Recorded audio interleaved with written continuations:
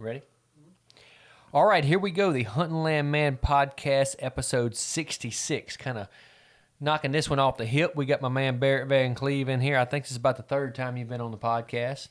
I always enjoy having Barrett on here, talk deer, because it's kind of a normal conversation that we have about once a week about whatever we're hunting or fishing is kind of the game plan. And that's what we're talking about this week. Before we get too far, this episode and every episode of the Hunting Land Man podcast is brought to you by Southern Ag Credit. They take great care of us. I talked to two different of their employees today, getting some loans together. They do a great job for myself, my family, and my clients. If you hadn't checked out Southern Ag, you definitely should.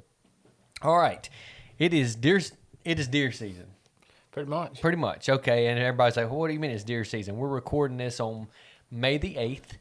And isn't that right? Yeah. 5/8. May the 8th. And anybody that's a big-time bow hunter right now, they're thinking, okay, game plan. I mean, I started thinking game plan as soon as February 1st, and I know Barrett probably did too.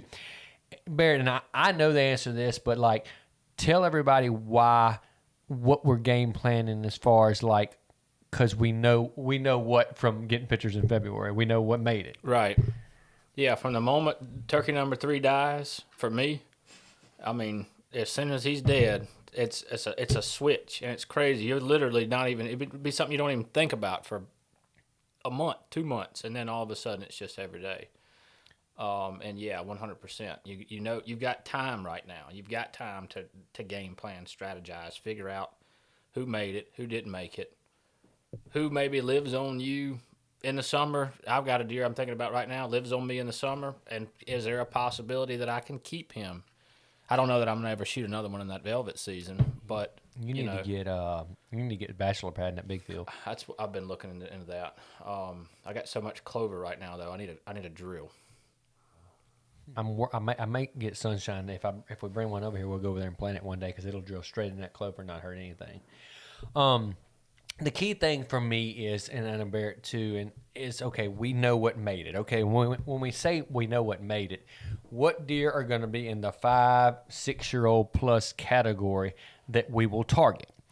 And so when Barrett says there's time to target those deer, okay, there's a lot of things that come to mind. First, okay, we're not kidding ourselves. We're in Southwest Mississippi. It's legal right here in Wilkes County where we hunt to bait.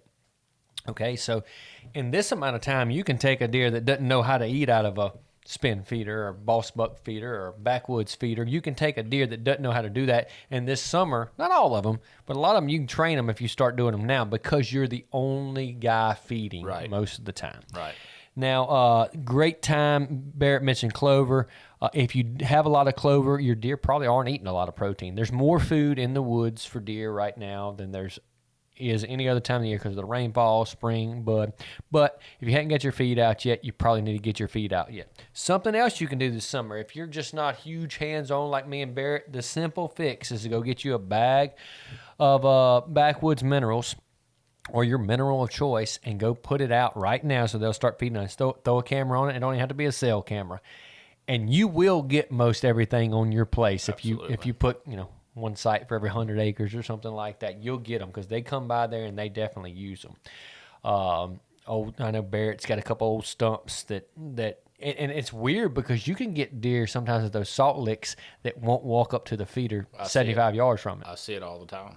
It's like they know that salt's there, but they're not coming to that feeder. And I wish I knew the science to why some mineral sites are more successful than others. But what I do know is what's a common denominator in the ones that I have that are successful, and they're all within 150 yards of a water source that does not run out year round, and it's more of I'd call it a clay type hard packed soil. It's not in a low spot. You don't get soupy and leach out. Yeah, you would think that, black dirt, but it's kind of the opposite. You almost want to find some bad dirt. Mm-hmm. And I've had some people, take these old stumps, and when I'm riding on these old Anderson Tully places, Anderson Tully never would let their lessees put out feed. So I know this for a fact. The guys would go out there and they would pour Clorox on the stumps because of the salt, and they weren't feeding or baiting or anything, and those deer would smoke those stumps, and you can still ride on those tracks today, and those still hitting those stumps. But so get your feed out. If there's any habitats improvement, if you're going to thin any timber, it's a little late to burn, but don't burn right now. In fact, we got turkeys nesting. Or mow. Yeah, or mow. Did you see that nest we found in Missouri? If y'all didn't follow us on social media, I found a nest in Missouri that 19 eggs. And that's all the way in Missouri up on the Iowa line. They are probably hatching here already. Mm-hmm. But me and Bentley found a nest burning a track in Lincoln County towards I guess halfway through April, kind of early, that had 14 eggs in it. And he took a picture of it. I went over there and we got the fire, away from the nest. He took a picture of it, put it on his Snapchat, then went on down the fire break, and he didn't even see the chicken snake that was in the net. So I don't know if the snake was underneath the hen. We spooked her off of the nest, or if he got to it that fast. But he had no idea there was a snake in there. No, by the time I saw it on the Snapchat, I walked back in there and couldn't find the snake. This was at 10 o'clock at night. About 6-8 years ago, I was hunting the last 2 or 3 days of the season, and I ran up on a hen with little ones. Really? Yeah, I got a video of it on my phone. I walked up on her, and she was acting really, really weird. Like, they'll limp and they'll ducks will do that and stuff, and she was making weird, crazy noise, and I kept beep, beep, beep, beep, beep, beep. Here come a couple little ones, and one of them, I got it on my phone. I've showed it. One ran right beside me and got under a leaf like 2 foot from me. Could have got me a gobbler or hen. But anyway, so if there's habitat improvements, anything like that you can do right now, if you've got to, it's early to be putting up deer stands, but if you've got a spot that like you can't get a stand in because you got to cut too much, you can do all that kind of stuff now. You can build food plots on places that right now, and it's not going to affect anything. In fact, it may be best because it'll be the first year of food in there. But what I'm going to do, we talked about bachelor pad. I'm about to order mine. I'm going to do 5 acres, maybe 7 acres here at my home, at headquarters at my home place. And then I'm going to do about 5 acres over at my lease where I've killed a couple of my big deer the last couple of years. The reason I'm going to do it at the lease, I had a really big 8 that made it, and there's deer that you get on camera that you think you have a chance at, and some that's like, I'll probably just get him on camera, I'll have to get lucky. This one, I've got a shot at, a real shot at.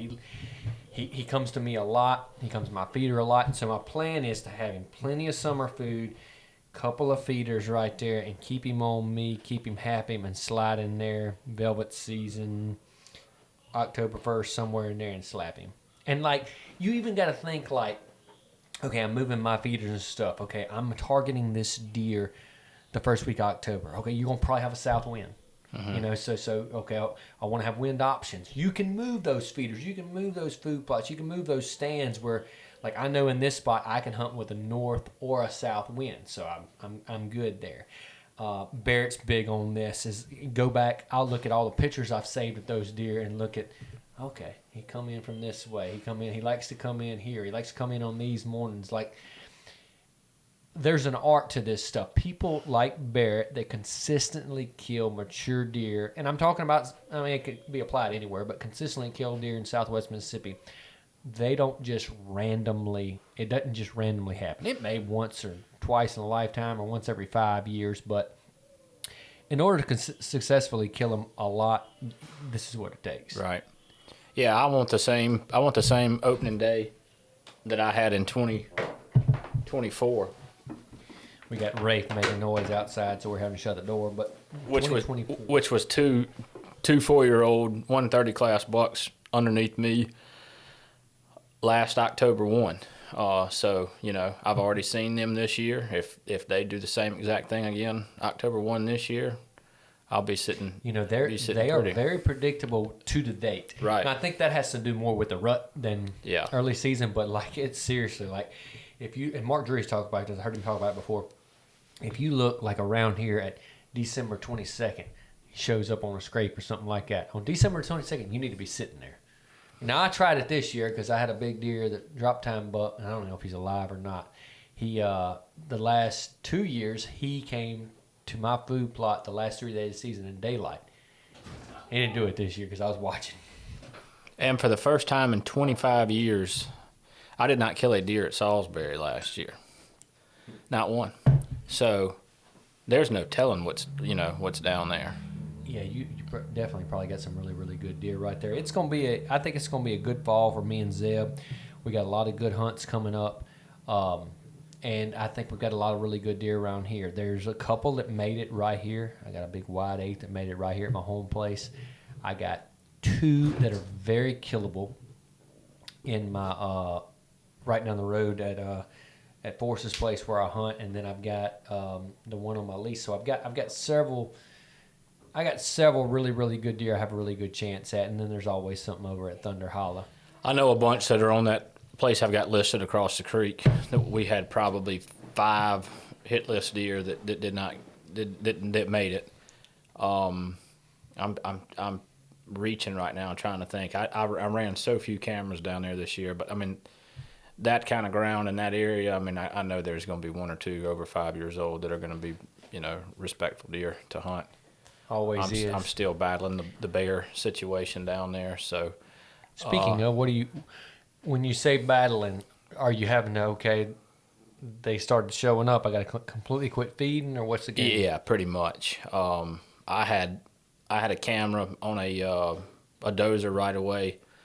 It was just kind of a surveillance type camera in turkey season on the perimeter of the property, and I've had 4 or 5 different bears walk, just walk down the road. There's no feed out anywhere down there. Just really counting on my clover and all my plots to get them through. Then I'm gonna go get minerals out down there here in the next week or so. I'd like to feed protein again. I'm set up to do it, but we went with trough style feeders there, and it seems like the bears like the troughs, or the bears get into the troughs a lot more than they get sleep into really good in there. If I had a bunch of boss bucks like I do at my house, I'd probably be in better set up. I think they just rip them. I think they're just gonna rip them down. Yeah, because that feeder's not as solid as a trough is. The only thing that I'm hearing that is working is I hear that people are putting them on cables and feeders. And that's what we do on that listing across the creek from Salisbury that's still in the market is if you want to have a good place to hunt and have a good neighbor like Barrett, there is what we gonna have left 800 or so 800 acres of some beautiful Southwest Mississippi hardwoods. We got part of it under contract. We're supposed to close here in about a week and a half, and the part that's left is actually what is the closest to me, so just the creek separates me from what's going to be left. But that's spin feeder, and they don't have any issues with the bears doing that. But it's you could mix some type of a protein in there, but really it's feeding protein out of a spin feeder is not ideal. The something we talked about time. Okay, if you're in the market to buy land, that's another topic. You can let's just say you contracted a place next week. All right, you closing sometime late June, early July. Perfect. You got improvements you want to do, you got time. If you're like most of our clients and you wait till September to start calling us, well, by the time you close, you're late September, early October, or even into November, and then you kind of just you kind of got to go with what you got. But right now, you got time. Something else I'm telling you that's about to happen. It's the last 2 or 3 weeks, the sense of urgency to look at land has not been there, and I know why. You got Mother's Day, you got beach turkey trips. hunting, beach trips, baseball games, all that kind of stuff, fishing. All our clients are doing that, and so you may have an opportunity right now to not have as many people competing for the listing you're going after because there's more people fishing and stuff like that. Now, if you sit around till September 1st, everybody's going to be sitting on their computer looking on Land Watch, looking on Hunt Land Man, and finding tracts of land for sale. So there is time if you get it right now. And, if you have time, you don't have to look for as much of a turnkey tract, so you can get a little bit of a better deal. Yep. It's something I thought about earlier, Barrett, I wanted to talk about, me and you talked about, but I just wanted to bring it up on the podcast, and we probably need to do a exclusive podcast about this one day. We're going to talk about the big, bad 3-letter word. CWD. Oh yeah. Right. So CWD is not in any of the areas that Barrett and I hunt. And when I say not in any of the areas, Yeah. yeah, the COVID of deer. I think, and you put, hey, you can put this on a real Zeb, and we'll get all the comments about Slade. You don't know what you're talking about. I think CWD is the COVID of deer. I think if the humans think we can play God to, if you don't do this, they're doing all this stuff in all these other places and it's not working. Hey, I tell you what we'll do, Barrett. If we find a deer that's got CWD on their place, let's kill all of them because that'll save them. Yeah, I don't know. I don't have really an opinion on the matter. I mean, until I really dive into the research. Mm-hmm. But from everything I've seen, yeah, it's. Well, where I own land in Missouri, is some CWD counties. Been that way for a while. Doesn't seem to be affecting anything. But anyway, that's not here nor there. What I wanted to chat on was, like Claiborne County and Warren County, some of those counties are CWD counties you can't feed. Okay, so I'm presuming that Amite, Wilson County, Adams, it's coming. It's coming where we can't feed. Okay, well, whatever that means for you, if we can't feed anymore, I'm okay with that because I can food plot. Oh, I would love for it not to be a thing anymore. Yeah, I think it would take a lot of people killing out, because I can food plot. I can. You can out habitat your neighbor. Out habitat, out read sign. Just it's hard. It's hard if somebody's got a pile of corn or a pile of rice bran or a feeder full of feed, and you do too. Other than pressure, you're not changing it. Not changing it up a whole lot. But that will be interesting. Plus, I think we would both end up in the woods more. Yeah. I honestly, that's one thing I do. I love shooting deer with his head in a corn pile. I ain't gonna lie. I like it. But it's fun when we go to Missouri to, like Ryan, he's up there right now going and plant our corn, getting ready for the fall, getting a game plan. And that's just fun. And that, we talk about hunter declining numbers and stuff like that. If it gets to be more where it takes a little more woodmanship, not just a pile of corn, it may encourage more people to hunt. Yeah. Also, if I love whenever like some my friends at the Hunter Podcast, they talk about the opportunities that trail cameras and cameras, what that does. I think it's interesting. I'm not saying we should take them away, but at the same time, let's say tomorrow, like we go back to 1995 before trail cameras were really a thing, and I remember those times hunting. Or 95, 98, and like I remember riding around. Oh yeah, we saw this big deer cross the road at night, like riding four-wheelers. So we went and hunted that area opening day because there's a big deer here. Nobody knew where he was, if he lived there, if he was alive. And I don't know, it was a little more allure about, man, there's a big deer here. You didn't know. And when you saw him, you were surprised. And every time you thought about him, he got bigger and bigger and bigger in your mind. And if that was the case and you didn't know anything and a big 4-year-old walked by and you shot him, you'd probably be just fine with it. Because you wouldn't know. Absolutely. You wouldn't know. I think it would make people... It would make managing hard. Well, I'm going to go back to 1996, Tatum Plantation, pre-high fence or anything like that. We had like 80 acres of soybeans one summer, cowpeas, something like that. And bro, that was the first time we brought a video camera. And we had bucks all in velvet out in the like that was the first time like the monsters came out of the woodwork and you got to see them. It was like September, so they were just out there everywhere. And I don't know. I think people would have to start building bigger food plots, doing summer food plots, and it would do a different ball game. Yeah. It's interesting conversation. I enjoy all of it. I like running cameras as much as I like deer hunting, so I don't want them to go away. But if they did, it wouldn't deter me from hunting at all. I don't and I don't know if it would deter. Do you think our average guy that comes from south of here that if he couldn't feed, if he couldn't have a camera, you think it would affect how much he hunt, or he'd hunt the same? He may hunt more. I mean, I know those cameras keep me out of the woods more than anything else. Which is not a good thing, I think. Right, yeah. Because how many times have you gone and you learn something like, I've been watching, yeah. I've been watching this camera, and you learn like where they move or.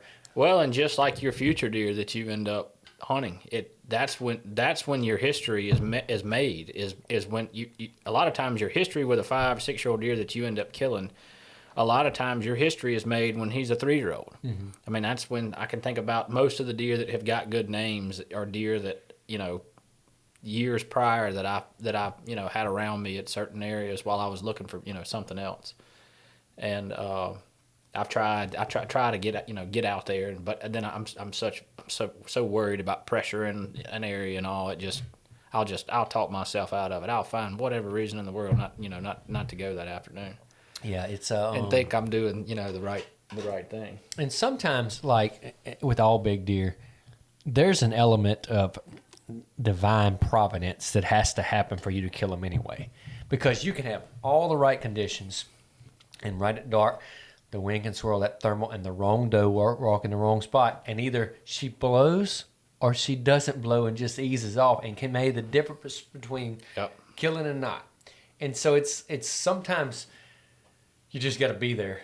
Yep. Mm-hmm. I would, I've always thought, like, taking that one step further, I always thought it would be cool, like, if you just said, all right, I'm just going to go recurve only, and then, good 3-year-old comes by me, I'm going to smack him. I would still have a blast bow hunting. You'd have fun. Yeah.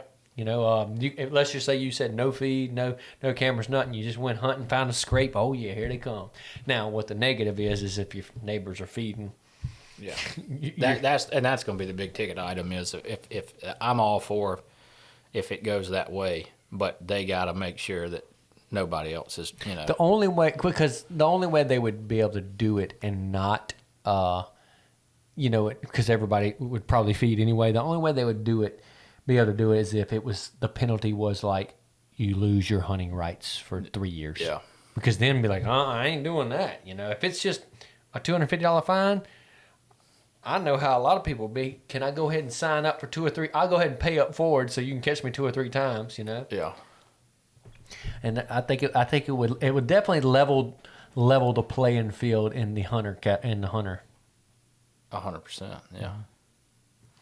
But anyway, getting back to what we originally started talking about, there is time for you to do a lot of stuff right now.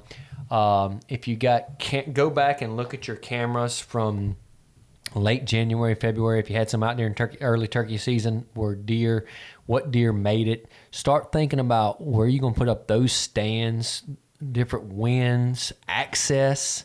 There's so many things you can do right now to create your success this fall. And that don't only apply to Southwest Mississippi, that applies to everywhere. And,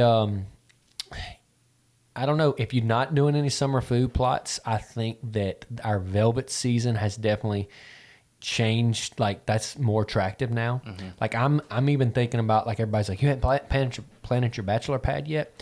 Well, I got clover everywhere right now for one thing, and secondly, I want my bachelor pad to last into October. Right. Because I've had clover make it into October. Mm-hmm. You got to have the right. The last 2 summers, it's been so dry. Yeah, you got to have the right situation. And supposedly, according to the Farmer's Almanac, it's going to be dry again this summer. Well, but anyway, so if you can, like, if that bachelor pad or whatever your summer food plot is can make it into early October, you're probably the only guy out there with food, and so that can be a game changer as well. And I find that if you've got a good clover or bachelor pad or something like that, deer move in daylight a little bit more than if they walk to the feeder. Like they're just, because they've been doing it all summer, coming out there feeding. Well, I mean, when I got in the truck to come over here a second ago, I had 3 bucks in the feeder in my front yard. They just, this time of the year, they just don't. I mean, they do not care. Mm-hmm. And one thing I thought about too is I have found years that I'm not excited about deer that made it very hard to get ready for deer season. And a testament from trial and error on my own self is those are the years when you need to be doing even more. If you don't know where a deer is, take that opportunity to go, make something happen. Mm-hmm. Go find something, go pull something off of a neighbor, scout more, try different sides of your property, maybe where you hadn't had a camera in a year or 2. and it'll amaze you what just by scouting something, what may show up. It could be the difference in a year of your life or just a year you didn't punch a tag. Well, definitely everybody who's thinking about bow season right now, anybody who, like I said earlier, anybody who's going to be successful in the early part of bow season is probably thinking about it right now, and I definitely am. I grabbed, I did a little Snapchat this morning in the truck. I grabbed one of my turkey calls out of the center console, and I ripped the bat wing reed off and turned it into an elk call. I said, time to switch gears right now. So excited about elk season. I got a brand new Hoyt bow sitting in there. I'm waiting on my B3 sight to put on, and then we're gonna get to shooting it and get ready. I think I'm gonna buy a bow. I think it's time for me to. You gonna put the old bear down? I don't know what I'm gonna get. I'm gonna shoot some different stuff. I've been shooting that one since 18 or 19. It's killed a pile of deer. Well, I've already asked Barrett the $100 million question. So unless you got some change to you getting a little older, a little wiser, maybe about to get some gray here soon. If you got $100 million, are you changing in where you buying? I'm still buying. I'm still buying primarily Southwest Mississippi, and I still think I'm buying in Texas. I like not Texas. Oklahoma. Yeah, that actually probably would be something that I would add to it. Then, yeah, I enjoy hunting up there. They're getting tough on out of staters though. Oh, what's the new license? That license is $750 for a non-resident. And I'm hopefully they'll give me a discount. I'm buying a track up there right now. Where are y'all at in Oklahoma? Altus is where we've been hunting. Or Altus? Around Altus, yeah. Around 30, 35, 40 minutes. How far are you from Tamarack? Oh, an hour and a half. Okay, I wonder, Altus? Yeah. I'm looking this up. Big Navy base. Altus, okay. Jackson County, Oklahoma. Let's see where you at from me. All right. Yeah, I'm way north of you. Yeah. I'm only like 35 miles from Tamarack. We're buying a place up there right now. Excited about going into Oklahoma. Barrett's hunted there. I've hunted there. I don't know. It's like a Midwestern Texas. Yeah, I haven't hunted in the Midwest, so I don't know about that aspect, but it's definitely different than Texas. It's got more of even the dirt and all just looks different. It's got that Midwest feel to it. How I would imagine it would be up there. Deer are very responsive to calls. I haven't spent. You going back up there this year? I don't know yet. I don't know. Well, we're going to jump off of here. I know we got some things to do this afternoon, and we got a great Mother's Day weekend coming up. Happy Mother's Day to all the mothers out there. We're going to jump off of here. Y'all check out Southern Ag Credit. If you want to hook up with us, follow us on all the social media platforms. Follow, subscribe here on YouTube. And also, if you want to be the first to find out about new properties coming on the market, text me, email me, get on my email list, because the way that happens is, like, for instance, this morning, 586 acres went on the market in Catahoula Parish. If you were on my email list, you got that email and found out about it before anybody else. So if you keep calling me and I say, sorry, that one's already under contract, that one's already under contract, already sold that one. Well, the reason that is because people are on that email list and they're taking advantage of it. So reach out. We'll get you on the email list. We're not going to fill you a bunch of junk. We're going to show you the new podcast. We're going to tell you about deer regulations or wildlife regulation changes. We're going to be a benefit to you, and we're going to show you great properties at a great price. Barrett, thank you for coming on. Enjoyed it, man.